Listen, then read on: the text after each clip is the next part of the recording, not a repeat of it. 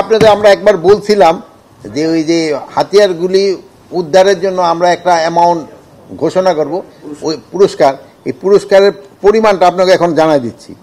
যে আপনারা যদি, আপনারাও কিন্তু ইনক্লুডেড, আমরা সবাই যদি একটা পিস্তল উদ্ধার করে দিতে পারি, মানে যেহেতু আপনারা তো নিজেরাই না দিতে পারবেন না, আপনি কারো মাধ্যমে খবর দিলেন, ওখান থেকে পিস্তলটা যদি উদ্ধার হয় তো 50,000 টাকা পাবেন।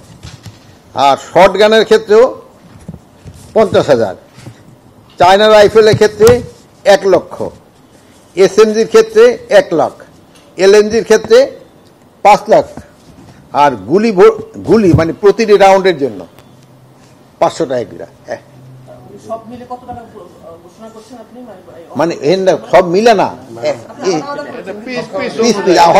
আপনি যদি একটা আইনা দেন কি বলে গুলি, তা আপনি পাবেন 500 টাকা। অস্ত্র উদ্ধারে আমাদের এখানে তো যত উদ্ধার হবে অত টাকা যাবে। যদি আপনি 2টা অস্ত্র হাতিয়ার ধরেন, একটা এলএমজি উঠে দিলে তো একবারই 5 লাখ টাকা পেয়ে যাবে। এইগুলি কিন্তু আমার লুট হওয়া অস্ত্র। চায়না রাইফেল হলো 1 লক্ষ, এসএমজিও 1 লাখ। আর আপনারা যদি বলেন এসএমজিটা বাড়াই দিই, ইসলাম 1.5 লাখ করে দেবো, দাও এসএমজি আর 1.5 লাখ করে দাও, আরো আকর্ষণ দাও। SMG 1.5 lakh, LMG 5 lakh, LMG 5 lakh. হ্যাঁ, পিস্তল হলো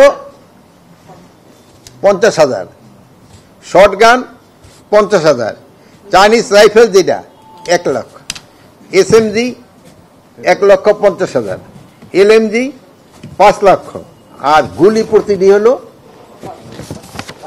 5,000 না 500।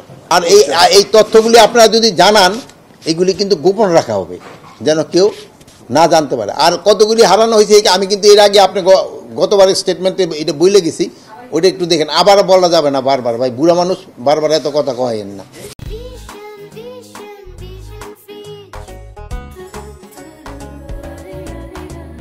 এখন একটু প্রচুর পরিমাণ রিক্রুটমেন্ট হচ্ছে। এই রিক্রুটমেন্টের ক্ষেত্রে আপনারা বলতেন যে আমাদের ক্ষেত্রে 2টা বাণিজ্য, আমরা বড় বাণিজ্য, একটা হলো ভর্তি বাণিজ্য আর একটা হলো পোস্টিং বাণিজ্য।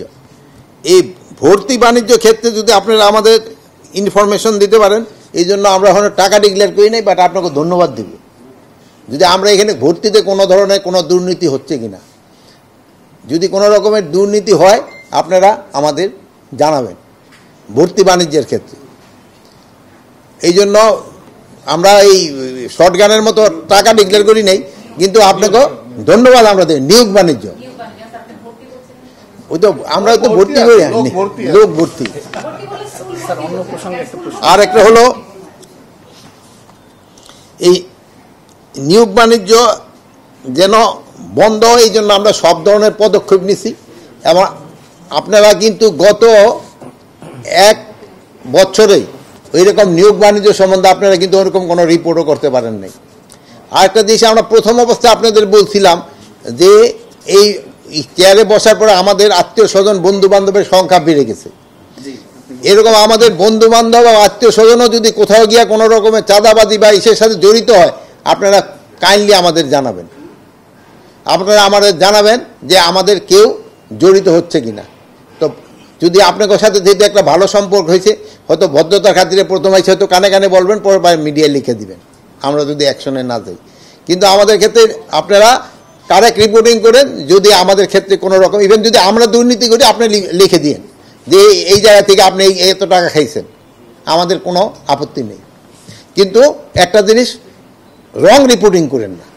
যেহেতু একটা রং রিপোর্টিং করার পরে এটা পরে আবার রিজয়েন্ডার দিয়া, এটা কিন্তু তার যে সম্মানটা হানি হয়, এটা কিন্তু পুনরুদ্ধার হয় না। বাট আপনাদের ক্ষেত্রে আমি দেখছি আপনারা মোটামুটি কারেক্ট রিপোর্টিং করেন, এবং বিদেশের এর ক্ষেত্রেও আপনারা আরও বেশি কারেক্ট রিপোর্টিং করে থাকেন। যেমন বাইরে সত্য রিপোর্টটা করায় আমরা কিন্তু সবাই উপকৃত হয়েছি।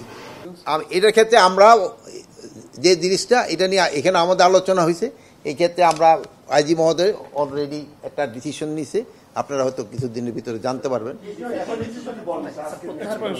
প্রথম হলো তার নিয়ম মত হলো তার কারণ দর্শানো, ওইটা উনি কারণ দর্শানো ব্যাখ্যাটা তলব করেন।